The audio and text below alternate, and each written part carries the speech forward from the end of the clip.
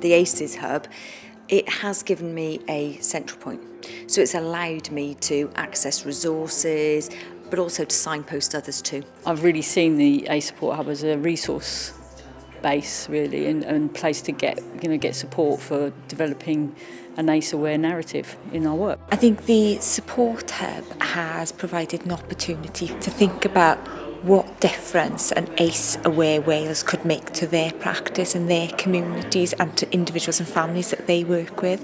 And I think that being in a central point in the hub has provided that focal point for those messages. I've heard things today where I've thought, wow, I really like that phrase, or I really like that concept, that it's not necessarily an approach, it's a philosophy. And about it being a thread that runs through things. So almost like a generic place where you can kind of dump your concerns, but you can read others and get things from it as well. How do we get better at recognising the different parts of ACEs and those experiences that people have that are positive and negative, and get more resilience built into it and more positive experiences throughout children and young people's lives? I think there's a real appetite, there's a real energy in Wales at the moment to understand what an ACE-informed Wales is, what trauma-informed responses could be, but also the so what. So what do we do when we're aware and we have that knowledge? What do we need to do? How do we need to change? And who do we need to involve in those conversations? And I think the hub and the other programmes that we've got in Wales provide that opportunity for a platform for those voices going forward.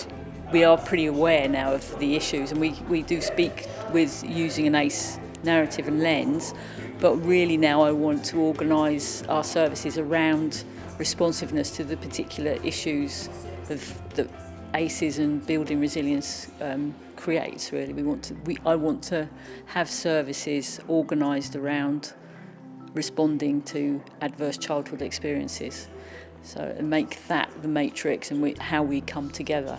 So, but it is going to require a very clear leadership, a lot of sort of strength from the people driving it forward. So a real opportunity for our leadership in Wales through supporting culture and system change that can inform practice moving forward. And I think that leadership element is really important, to give practitioners permissions to behave and work in a different way. This has given us an evidence base to get onto it better. So when people at all levels, whether that's our cabinet, our directors, people on the coalface, are making decisions, actually we've got a far better evidence base to base some of those decisions. I think it's about keeping resources up to date, but also responding to the needs of practitioners across Wales to say, these are things that we'd like more of, but also some kind of central place where people can feed back what's worked well in their areas. It's like how they've cascaded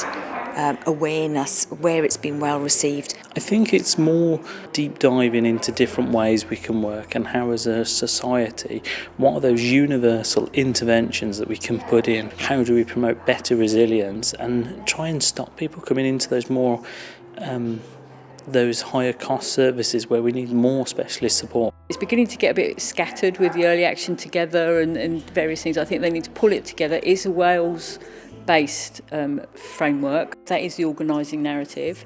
And yeah, just be strong in that and be brave, and you've got the torch, and keep hold of it and go forward.